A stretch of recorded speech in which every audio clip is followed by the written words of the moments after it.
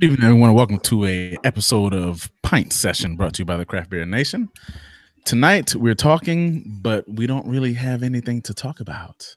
So we're just going to talk about, I don't know, current events, politics, sports, and drink beer. We're just going to pretend like we're sitting at the bar having a couple of beers and just chopping it up with the fellas. So joining me tonight, we have Ethan Johnson. Ethan, how you doing tonight, sir? I'm doing well, sir. How are you? I cannot complain. And Marcus Green down in Stafford, Virginia. How you doing, sir? Doing well. Stafford, Virginia, home of George Washington. That's you ready for this? You ready for this windstorm we're about to get already, tonight? Yeah, they've already canceled my wife's school, so she's super excited. It makes me feel old because only old people say, back in my day, we went to school no matter what, and I never missed school for wind. So my kids' school is canceled as well, but I understand why, because school buses are very broad, and if it get hit with a 70-mile-per-hour gust, all it takes is one school bus to have an accident, and it's going to be problems everywhere. For everybody. So, yeah. Right. So I do a header. Huh? That cheese wagon going to do a header. Exactly. So I totally understand why they canceled. Ethan, what you drinking? Other half, florets. Broccoli florets. Broccoli florets in my super official Pint and Quarts glass, by the way. Boom. How is it? It's fantastic. I love the color. It's only 6.6%, which is cool. Stark contrast from the first two other half beers I drank tonight. Good beer. Really, very good beer. Because one of the ones you had was a little not memorable, and the other one was LAX to JFK, right? LaGuardia to Long Beach was lacking, to say the least. I think it might need some time in the can, even though it's been out for 5 days now. A little green. LAX to JFK is fantastic, though. Well, JFK to LAX, 2 years ago they did that collab. That was a triple IPA, and that year, I think that might have been probably one of the best IPAs of any stature, single, double, or triple that I had that year. It was ignorant. It was stupid good. Yeah, it was very, very, very good. Not mad I got it. So, Marcus, what's in your glass? I also have the official Craft Beer Nation Pints and Quarts glass. I'm drinking Revision. I picked this up in North Carolina over the weekend. Oh, also, I am no longer teetotaler, as Randy likes to put it. Teetotaler. I'm back to drinking full force. Cheers to that. Yeah. This is I think making up for lost time. Making up for lost time. I got this at, I can't think of the name of it, but it's a New England style IPA, 6%, all 100% Galaxy hops with notes of pineapple and guava that are not really coming through. I think that has to do with a lot with this year's Galaxy crop. I mean, I've heard for a while. I mean, not this year's, but the last few crops of Galaxy hop have not been hitting the mark like they used to. So a lot of the beers that I had last year were that had Galaxy hops weren't the Galaxy hop that I remember of the year before. And I don't know since Galaxy hops aren't grown in the Yakima Valley, I don't know when their harvesting season is, because it's not the same as American hops, because they're a New Zealand hop, right? Yeah. Okay. So the Galaxy hops that I've had as of late, they seem to have been kind of coming around. But that doesn't mean that the beer that you're drinking right now could still very well be brewed with hops from the previous harvest. You know what I'm saying? So I don't know. It's just like when you say Galaxy hop to me, I think, oh man, it's not going to be a resin. It's going to be, fruit forward. It's going to be pineapple. It's going to be guava, like they advertise. And the most recent beer that I had that was like that was from the collaboration between Finback and Commonwealth. That was just, I mean, I hate to use the term juice bomb, but it was just, that's what it smelled like. That's what it tasted like. And then on the back end, you get that classic, okay, this is a New England, a creamy style IPA. And, it's just disappointing. Yeah. I mean, it's unfortunate. It's unfortunate because Galaxy hops. I mean, well, specifically for me, I speak for myself. Galaxy hops is a top 4 hop for me, and whenever it's not hitting right, it's like it leaves so much lacking in the beer because your expectations. So excited for it, yeah. Agreed 1,000%. One of the best beers I had the last 2 years was exclusively Galaxy hopped. One of the EWSs that Hoof made was Galaxy, and ooh boy. Yeah, that EWS Citra I think you sent me, that was fantastic. That's my favorite hop. Yeah. But the Galaxy version of that was stupid good. They just released one this past Sunday that's got Australian Ella hops in it. Ella hops? Ella, yeah. Okay, never had that. No, have I? It's like strawberries and yes. kind of peaches. Enough said. Yes. So, I'm drinking the Implication from Aslan. This is hot with Nelson, Sauvignon Blanc, and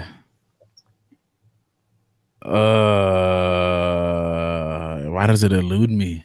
Let me see the can. What does it look like? Is that the new one that they had on IG the other day? Okay. That was last. Okay. Yeah.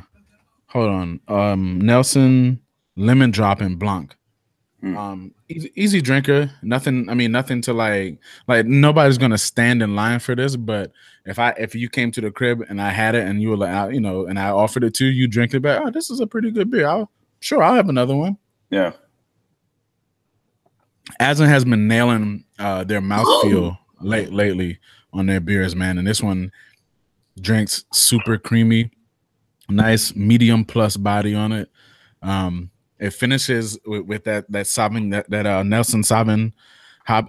That's prominent on the finish because it's kind of green and like not green as in the hops are young, but green like in like white grape green, or kind of like vinous, like kind of like how like a dry white wine, kind of like a dry Chardonnay almost on the back. So it definitely has some depth and complexity to it, and I'm enjoying it. It's a good beer. I enjoy it. I like it. Save one for me on Saturday. Yeah, me too. Me too. For sure. So, guys, what y'all want to talk about? Let's talk about Russia. Mother Russia. About it. Vladimir Putin said that he has, what does he call it? An invincible missile that can get past any missile defense. It's an invincible intercontinental cruise missile and a nuclear torpedo that could outsmart all American defenses. I don't know how he knows what our defenses are, our military capabilities are. Maybe that's why they have spies. 45. Or that's why he has Trump. Allegedly, you don't want them boys knocking on your door. So he's up for re-election, and so he did like this presentation today when he presented this missile to folks, and it was a video of us basically, of not us, but I'm not Russian, of them basically kind of like bombing Florida, and there's like these nuclear warheads falling from space onto Florida, and I can't help, obviously, well, the connection there is Mar-a-Lago is in Florida. Yeah, bombing Florida, and it's like I thought Trump and Putin were supposed to be boys. Putin doesn't care about Trump. Putin doesn't care about Trump's relationship. Nah, not at all. I mean, the only news I saw about Russia was the fact that they're going to let opioids, cocaine, and marijuana into the World Cup. Oh yeah, it's going to be a free for all. That shit is going to be wild. It kind of makes you want to go, like just. Like, I kind of want to go, but I kind of want to like. Wait, what do you mean they're gonna? What do you mean they're gonna let it into the World Cup? Like into the stadium? You could sit there, like it's like, I don't know, Mexico's playing Costa Rica. You look over to your left, there's a Costa Rican gentleman tying off because that's okay. That's a thing. Like, that's a thing. So they're basically gonna make drugs legal for World Cup? Yeah. Yeah. Wow. Oh, yeah. They want all the money, man. That's fantastic. They're gonna have people nodding off in the urinals. It's gonna be crazy, man. I kind of get that Baltimore lean, right? And they're gonna be playing speaking that Baltimore Love thing in the background the whole time. Speaking of Trump, today he also announced that we're going to put tariffs on all imported steel and aluminum, and the Dow immediately tanked 500 points because the experts and analysts are saying that this is going to spark a trade war.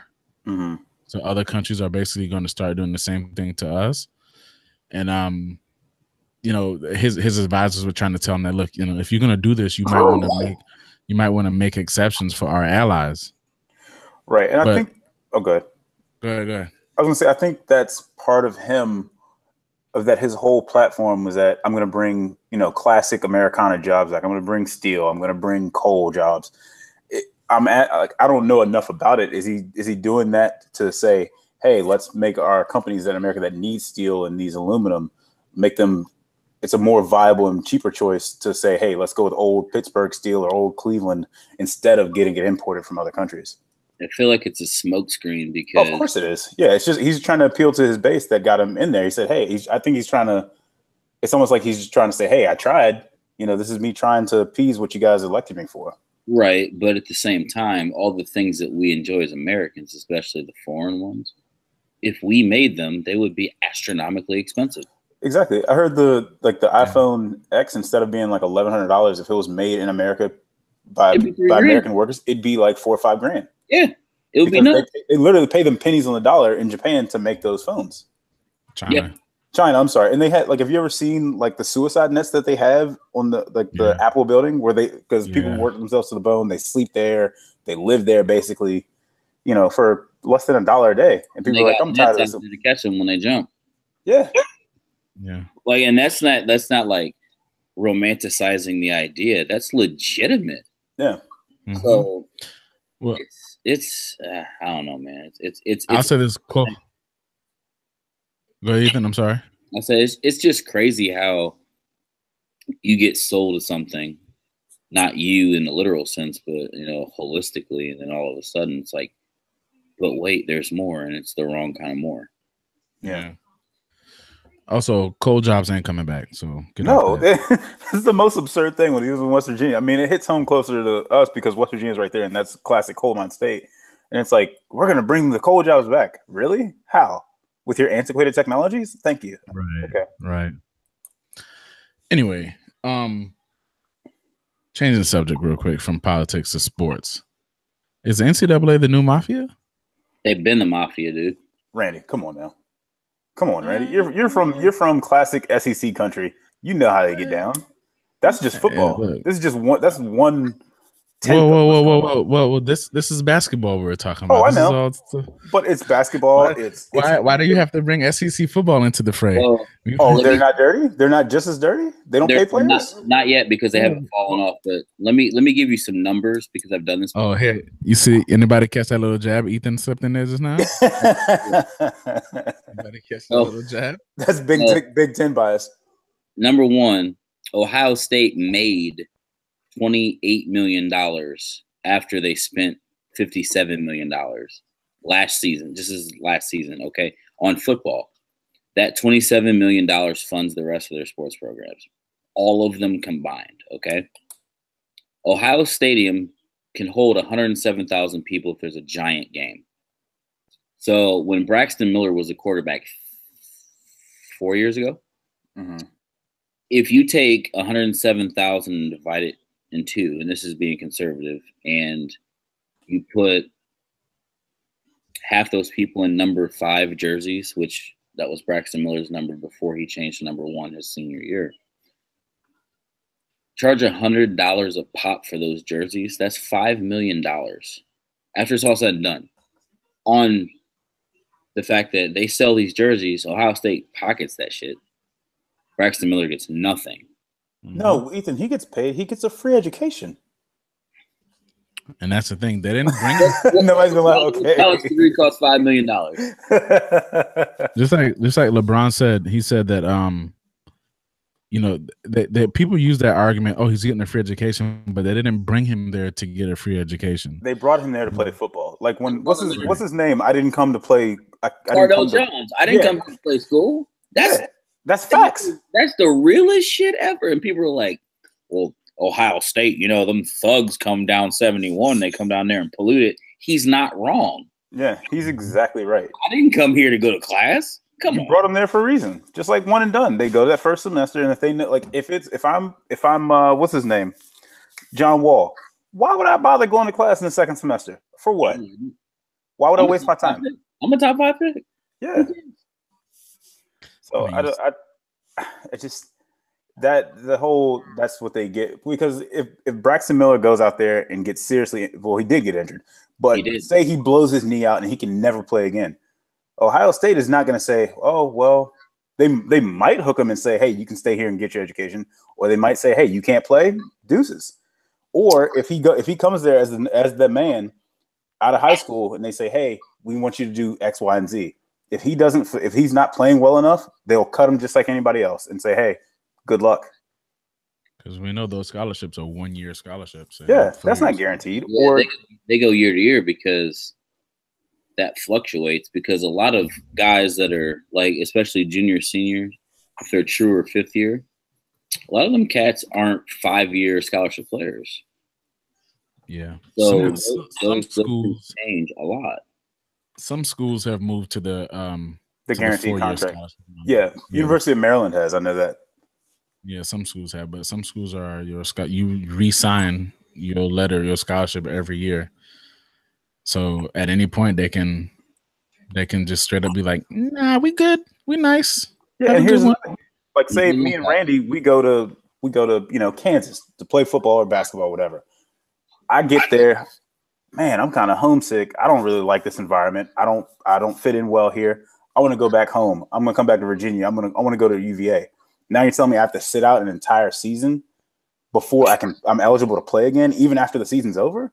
Like, that's kind of crazy. But the coach from Kansas can go to UVA and be like, hey, I want to be the new coach. Here you go. Here's your job. And they'd hire Bill Self tomorrow to do that. Oh, without a doubt. Just like when Roy Williams left. When he left Kansas, went straight to not Kansas. Was it Kansas? To UNC? Roy Williams? Roy Williams. When he went back, Roy Williams? No, he went to Roy. Yeah, he went to UNC. He's the coach. Did he come from Kansas or did he came from? He did. He Texas. came from. Okay. I thought he came from Texas. He came from Kansas. Oh, okay. Yeah, Roy Williams was the coach at Kansas before Bill Self. Roy Williams, when Dean Smith retired, there was some guy for 2 years. Brad Doherty, was it? And it wasn't. Yes, it was. That's correct. Okay. Brad Doherty, not Black Brad Doherty. Even though he played basketball there, but that's not the point. He's too busy doing NASCAR. Too busy watching people make left turns at high speeds. But Roy Williams he's now currently the coach at North Carolina. So yes, that's and that was like, oh, this guy got fired. Hey, yo, I'm gonna be there. Okay, next day. Yeah, with open arms. Yeah. Speaking of all left turns, you see my man Bubba Wallace coming second at Daytona? I saw that. Yep. That was the same day that that was the same weekend that I went to see Black Panther. So Randy was feeling it that weekend. Do we want to talk about Black Panther? Do we want to talk about Wakanda Forever? I think we should. I think we should talk about Wakanda Forever. There will be no challenge today. Yo, I've never been so happy inside of a movie theater. Like it's I don't even know how to describe it. Like Ethan said earlier when we were on text, like it's worth the hype. The hype is real on it. And yeah, it's not unequivocally. What's that? Unequivocally real. Yeah, and it was a solid movie too. Like it was. Oh man, I'm having. I tell you what, did you realize that movie was about 2 hours long? Yeah, they said there's a director's cut that's like 4. It's 2.5. And you didn't notice that it was that long, did you? I got a text message in the movie because y'all was talking about the wind. And Jen sent me a text message like, yo, this wind is out of control. And I was like, I don't hear it. And it was like 5 minutes before the movie was over. So she's like texting me. So I'm like, okay. So I know y'all said, well, stay for both end credits. Yeah. So I was sitting there. So I stayed for both end credits. And that's when I started talking to her. I went outside and there was like this puddle. I have a video. I'll post that shit too. And it looks like a mini like tsunami in this puddle because the wind was blowing so hard. Yeah. But it legitimately, like, when it went through and like the falling action happened in the movie, I didn't feel like I was there for 2 and 2+. I just didn't. I've seen it twice, and I'm gonna go see it one more time. I think I'm gonna have to go see it because Tanya and I we went. It came out Friday the 16th. We went and saw it that Tuesday at like noon, and the theater was still packed. I'm like, don't these people have jobs? Like, I saw it on Tuesday. I saw it on a Tuesday night for the second time. Whoa. It was a packed theater, and I'm like, damn it. Yeah. Ethan, is Jen near you? Yeah, she's sitting right here. Okay, I won't talk about this. She's already mad at me. She's like, you gave away this. This part certainly won't ruin the movie at all. Not even close. Did y'all catch the Boko Haram reference at the very beginning? Mm-hmm. When Black Panther was rescuing Nakia? Nakia? Okay. Just thought I'd see if y'all caught that. Apparently, the group chat just got a text message because everybody looked down. Sorry, that was phone just now. That was the homie Greg. he had everybody on that one. But man, it's because I was talking about it online with some people, and they're like, "Well, I don't understand what the big deal." And I'm like, "It is a big deal to our culture because it's the first time." Wait. The people who say they don't understand that they don't understand what the big deal is. Were they black or white?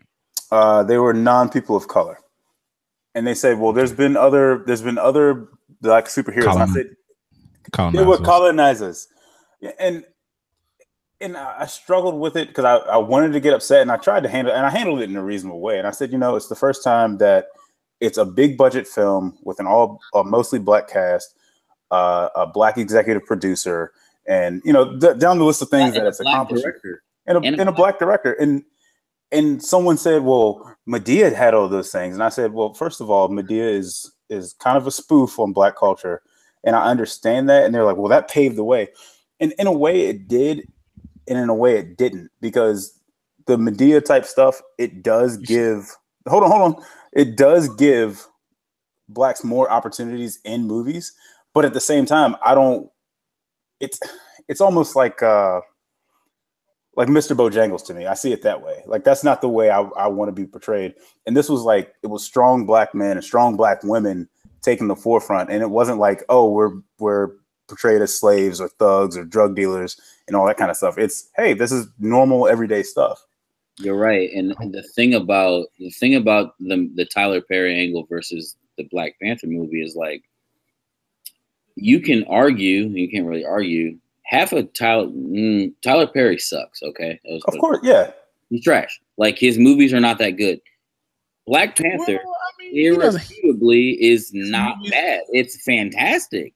Like, look at the sales, look at the reviews, look at everything that holistically about it. Like, oh, there's a black guy dressed in a muumuu with a pistol.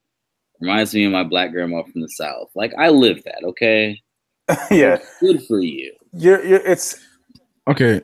So as soon as he said Tyler Perry paved the way for black movies, I'd have been like, so did Birth of a Nation pave the way for white movies?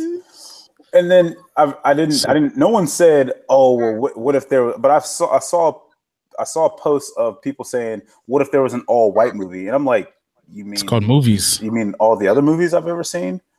Or what about Thor? Like, you mean Star Wars? Or what was my favorite one? Lord of the Rings, where the only black people are orcs. I mean, I don't see it. Go back in history and see and look at movies that have more animals than they have African American characters playing in it. And, thank you. But the thing is, when you're used to all the people who look like you being in all the movies, it's easy to dismiss the importance of seeing people like you represented on the screen, especially for young kids. Oh yeah, of course. Like most people grew up with all their superheroes being white. If you're a comic person, right? Unless you were like hardcore into comics and you've been reading the Black Panther series going back to, what is it, 1966 when it first started, or you were reading Luke Cage or Nick Fury, not Nick Fury. Well, yeah, Nick Fury or Static Shock or Black whatever, Adam. right? Yeah. So, but aside from that, all of the superheroes have been white, and so that's why they can't understand the big deal. It's like, what, black superhero? What? That's not a big deal because they've used to seeing all their superheroes be white. Now, real quick, Ethan, to your point, I'm not a big Tyler Perry fan either, but Tyler Perry's reach goes beyond just the movies that he puts on the screen because of the people he empowers. Well, not only that, but he crossed over too. The vast majority of Black Panther was filmed at Tyler Perry Studios, his new studio in Atlanta. So, food for thought there. Yeah. And it employed a whole bunch of people. That's great. Like, I don't want to take away from that because that's good because it stays self-contained. But it's just like, for me, Tyler Perry, like, I get that what he does is very important in the effect that he has, but I don't want us as a characterization or us as a cartoon type character. Just like I know, but he only does that with Medea though. He didn't do that with like you remember his show that came on TBS, House of Pain? Yeah, but what about Meet the Browns? It's a caricature. And yes, do I know people that act like that that are from the South that dress like that? A little bit. It's gone overboard. It pushes, to the side of comedy. But, and some people look at it and like, oh, that's so funny. Ha ha ha. And I'm just like, I can't watch that shit. I'm not a Tyler Perry defender at all, but I'm just saying we got to be careful not to paint him with that one broad brushstroke of being a guy who only does caricatures because there have been instances in where he hasn't done caricatures, right? Like I said, that's what I said. It's both sides of the sword. House of Pain, and then he had that movie called, what was it, Daddy's Girls or something like that? Yeah, that's actually a good movie. It really is. That's a really good. Dwayne Wade's wife. I can't think of her name. Gabrielle Union. Gabrielle Union. You mean my wife? You can have her. Gladly, son. She's from Nebraska. Ugh. Or one of those states, either Kansas or one of those states. I got some. Look, Randy, looking it up right now. I'll be a Cornhusker all day. I got some Omaha steaks for her. Wow. and we are live. Yo, there's the Omaha Steaks less than a mile away from my job too. Oh wait, they actually have places? I thought they just ship meat. No, I can go into Omaha Steaks tomorrow and buy some. Oh, it's like a honey baked ham store? There's one of those up the street from my job too. Yo, they got like a Dagwood sandwich. That thing is bomb. They sell food like you can go there tomorrow and it's fire. Fire. Oh man. Oh, Randy, big news. Yes. I expect you to be there. I'm going to sign up for a full marathon. I expect to see you at the finish line with 2 beers in your hand. Why do you hate yourself? What's that? Why do you hate yourself? I don't. I can't tell. Seems like it. I just love running. I do. When is this? That's not until November. Yo, I'm going to come because I want to be there. And like, there's going to be people trailing you and you can't they might mess with your place where you finish. I could trip them. I'm not shooting for first place, so as long as I don't come in dead last, I'm more than happy. Be like Riverside, fucker. I'd be on team bus. I'd be on that bus. That's what I said. That's picking why I up said stragglers. Meet me at the finish line. Have some those beers ready. Have some of that triple crossing. That TC. I'll get you some. I have some Vail beer waiting for you at the finish. Some white that extra cream. 1 pack. 1 pack hove. So, Randy, Ethan, we'll go to the next subject of what's going on in America. I think we are all responsible firearms holders. What are your thoughts on the potential ban, the AR ban, how do you feel what should be the proper response to what's going on now versus the response of you want me to go first? I got time. Like how do you feel now compared to how you felt after Sandy Hook? The changes that happened then compared to the changes. I feel the same way now. The same way now as I felt after Sandy Hook. Listen, the AR-15 was designed as a combat tool. It was designed because the Army had certain specifications that needed to be met. They needed something that was going to be relatively lightweight. They needed something that was going to be lightweight rounds. And if you're going to make a lightweight round, you're going to have to increase the velocity on it, because another one of the requirements was for it to be able to penetrate a helmet at 500 yards. So the AR-15 was designed it was a military application. It wasn't designed for civilian use. Even the designer of the AR-15 said himself that it was designed for military use. He himself didn't even own one because it was a combat tool. All right. So that gun has no place in the hands of civilians. I'm sorry. People are going to say some bull crap like, well, they need it for home defense. Well, everybody can't shoot. And just because you can get an AR-15 for home defense doesn't mean you should have one, because if somebody comes into your house, first of all, if you need an AR, in my opinion, if you need an AR to defend your house from an intruder, no, you've done something to put yourself in a stupid situation to where you need an AR to defend yourself. Secondly, that bullet comes out of that gun at such high velocity that if you miss, it's going into somebody else's house. God forbid you live in an apartment. That's something that my dad talked to me about when I got my first firearm. He said, you need to have something that is something that's going to stop somebody, something that you can say, hey, this is what I have. But you also got to think you live in a house with children. This is when I had a townhouse. If you want something for home defense, get yourself a shotgun. Right. If an intruder comes in, if anybody come to your house in the middle of the night in the dark, and they hear that, and that house is quiet, and they hear you rack, they're gonna leave. They're gonna turn around. All right. So that's another thing. There are some people who say, going, man. "Oh, an AR-15 round ain't nothing more than a 22." Well, it might be ignorant shit ever. It's a huge difference between a 22. It's not. Hold on. The bullet itself is similar in diameter, but it's not similar in weight, right? An AR-15, if you look at a 22 round that you would shoot out of a 22 rifle, even a rimfire 22 round, it's a short round, right? Mm-hmm. But if you look at an AR-15 round, the round itself, not the bullet, but the round is much bigger. That means that it has a lot more powder in it, which means that there's going to be a much bigger explosion, which means that the bullet is going to have a lot more velocity when it exits the weapon, which means that when it hits you, it can cause a lot more impact.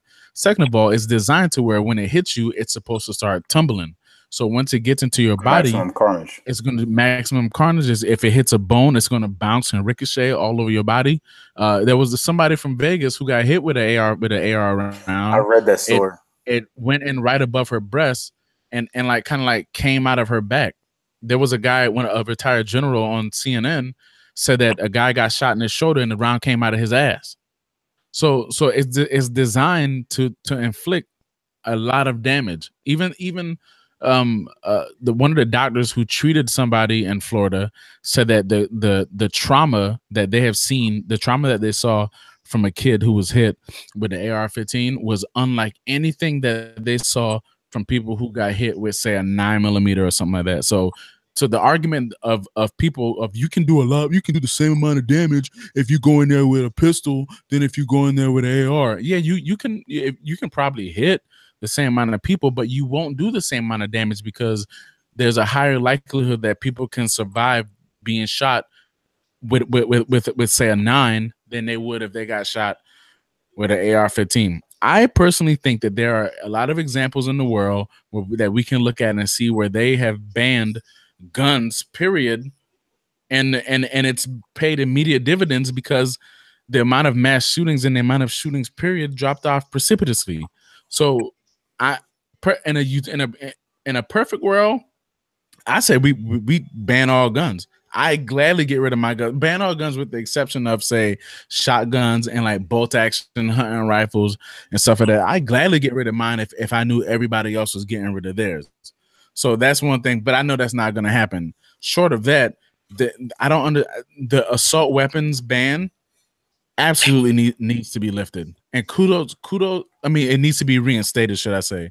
Kudos to Dick's Sporting Goods for no longer carrying AR style assault style weapons in their locations. They actually stopped carrying assault style weapons when they after the Sandy Hook event happened. But Field and Stream, which is also owned by the Dick's organization, they still carry them, and Dick's just pulled those off the shelves. And I think they increased the age limit or the age from minimum to 21. And Walmart did the same thing. So you got to be 21 period to buy any kind of gun from Walmart or Dick's. So yeah, what I was going to say is that if you can't objectively look at it and say, hey, maybe we should at least take a look at it, at least say, let's see how this goes. Let's let the experts say, hey, what do we think about this? Yay, nay. Okay, say we ban all ARs. Why don't we look at the data over the next 2 to 3 years? Hey, have mass shootings gone down? Yes, no, maybe indifferent. And then reanalyze it there. Isn't that the point of doing things? Like, we need to find the root cause, because it's not just guns that are causing this. It's also mental illness. But people love to say that when it's the kid from South Carolina, it's mental illness, or this kid in Florida, it's mental illness. But they don't say mental illness when it's Chicago or any other city that people love to bring up with the gun argument. There's no mass shootings in those cities. They forget that part. There may not be mass. That's absolutely correct. But I don't know. This is what I was going to say, is that, is it not mental illness if me and Ethan have beef and I think the only way to solve that is to shoot him or to kill him? Is that not mental illness if that's my best option? But okay, so there's a couple of things with that. Number one, that situation, that example right there, is if you're posing a legitimate threat to me or vice versa, more than likely, most people, like, if I know you want to kill me, I'm going to go kill you first. I don't give a fuck. Number one, because I'm not going to wait to see what you're going to do. Okay. Yeah. When you look at the whole Chicago or New Orleans or Baltimore example, yes, there's a couple of skewed statistics. Number one, yes, there's more. The likelihood of you, Randy, you, Marcus, getting shot by another black man is higher, because interracially, you're gonna get the likelihood is higher that you're gonna get assaulted or be the victim of a crime by another person that looks like you. Number one. And that's intraracial, because white people kill white people, Mexicans or Hispanic people kill Hispanics, and black people kill black people. It's like murder is a crime of locality. It's not a crime of I'm going to go kill that white person. That's not how it works. But the thing that people fail to realize about inner city violence, gun violence, is that what things lead up to those, because I'm not dismissing or excusing that behavior, but when you look at that perpetual cycle of things that happen that lead to those incidents, you can explain those. You can't reasonably tell me that some fucking kid who might have got bullied on the internet once went and got a gun, loaded it, went someplace, and shot the entire place up. So the whole, well, they don't care about guns, but look at Chicago. Yeah, I hate that argument. Look at the lack of opportunity. Look at single parent homes. Look at that socioeconomic discrimination that leaves you with three options: dying, going to jail, or getting lucky. And the two former are way more likely than the third one. Yeah. So I don't want to hear that. So to Randy's point, should you blame assault, ban assault weapons? I don't know if you ban them, but you make them exponentially harder to get. But on the flip side, we need them? Why do we need them? Because they're fun to shoot. Fun to shoot ain't worth the lives of 26 students and faculty. Yeah, faculty at Sandy Hook. You're right, but the biggest loophole in gun laws that I think there are is that gun shows. You shouldn't be able to go to a gun show and buy a gun. Here's the thing: banning them today ain't gonna do nothing with the gun that was bought yesterday. The gun that was bought yesterday. Aren't there more guns in this country than there are people? Yes, like literally. And I think that's what the NRA is afraid of, and I think that's what gun manufacturers are afraid of. Is like, if people realize, hey, why are we still making so many guns? We don't. It's not that we need all these guns, because there are already more than enough. But when shit like this happens. Because I honestly thought about myself. I was like, man, maybe I should go get my concealed permit. Because honestly, when I was watching Black Panther in the movie theater, and we had all talked about this before, I was already like, okay, if somebody comes here, am I going to be able to break out of this exit? Am I going to shield my wife? What's the best option for me? And then also, even if I am concealed carry, am I going to be able to make a clear shot without injuring some innocent bystander? Because it's not like just because you have a concealed carry means that you're going to be able to take the shooter out and you're going to be some hero.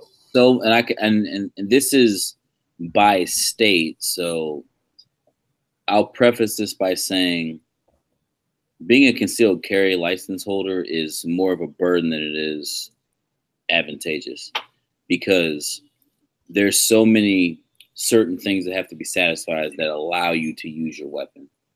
So if I'm walking down the street and some guy's beating the shit out of his wife, I can't shoot that guy because I don't know who started it.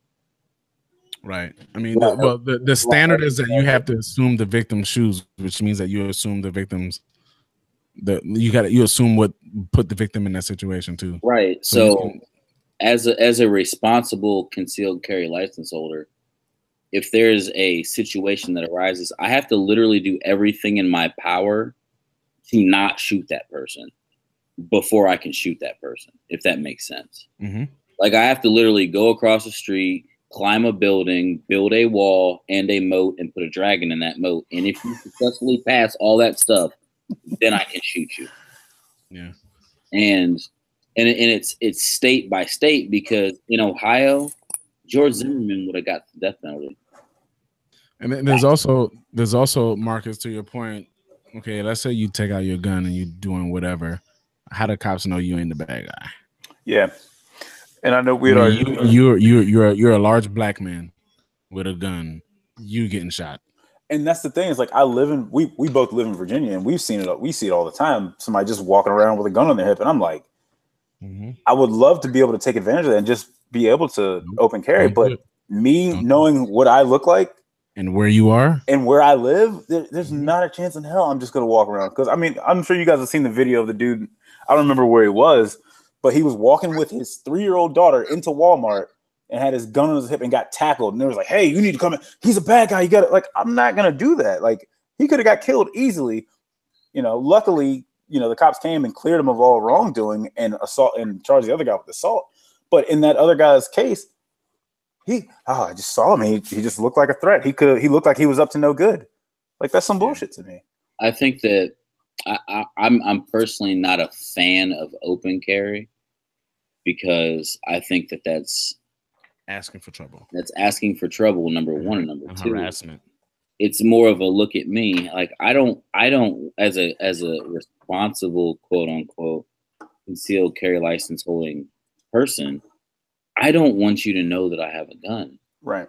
Because that's for my protection. I'm not going to be Captain Save the Room or anything like that. But at the same time, in Ohio, you have to have a concealed carry license to conceal a gun. But literally any person that's not a felon can walk around with a gun on their hip. Same in Virginia. And that's insane to me. Mm-hmm. The first time I saw it, it's jarring. It's like, holy shit, that guy has a gun. We're in 7-Eleven. What is going on? Yeah. Like the first time you see it, and then like once you see it more and more, it's okay. Yeah, you get desensitized to it, in a sense. But I don't know. There's a lot of things that people don't take into account. Like, well, take all the guns, ban all the guns.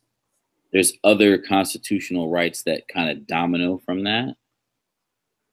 And a lot of people that want small government don't want government reaching out and prying more and affecting more. So to me, that's not the government doing it. That's us, the people, saying, hey, we've had enough of this shit. You write to your congressman, you do your part and say, this is what I'm uncomfortable with. This is something that I'm seeing is progressively getting worse. Because like, one of the things Randy said, this is months ago, if they didn't do anything after Sandy Hook, what makes you think they'll do something now? And like, my kids are approaching school age. So I don't feel like I should have to prep my kid to say, hey, if there's an active shooter in your school, you need to do this. That's something a child should not have to worry about. That's something. I mean, I literally have a friend that lives in Long Beach. When the guy went to his lawyer's office, he was a lawyer that worked at an office, got fired, came back and shot the place. My man survived. Like he was there when the guy was killing other people. Like that's something that you shouldn't have to do. That's some military shit. That's something that normal everyday people shouldn't experience. And I want that to not happen. That's and to not even take the steps to say, hey, this is a step in the right direction. And the funny thing is like you said, I don't want to have to teach my kids that. And you, as a black man, Randy as a black man, when I was younger, my dad taught me how to deal with the police. Yeah, same as mine. Yeah, like that was a thing. Like when I was a kid. Yeah. And I tell people that don't understand that and look at me like, why? That's so weird. No, that's just the conversation I have to have with my kids is going to be totally different than a person that's not a person of color. Like, there's a reason why when I drive at night, I have a little cubby where I have a little like screen display. Mm-hmm. I put my wallet up there. So I don't have to reach into my pocket or reach into a glove box or reach for anything. Yeah.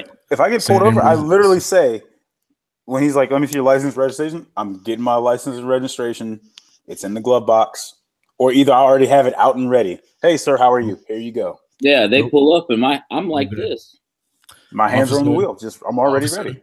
My wallet is in my pocket, and I feel much better if I got out of this car. You can put cuffs on me and go into my pocket yourself, but I'm not reaching for it. Yeah. Oh, also, second beer. It's Revision Glitter Moon with tiny unicorns. It is bomb. It's a double IPA. There's tiny unicorns in the beer? No, that's what it says. Pineapple, passion fruit, Galaxy, and Vic Secret. So I'm guessing the Vic Secret is taking over the Galaxy because this is fantastic. I wish I bought more than one. Jen might like it. Was literally the last one. Shout out to Jen. Look, we got to wrap this thing, though. Marcus just opened this, but we got to wrap it because we're approaching 45 minutes right now. It's all right. This has gotten lengthy. But nonetheless, this is the episode of Pint Session. We recorded this tonight because we didn't have a guest lined up for tonight.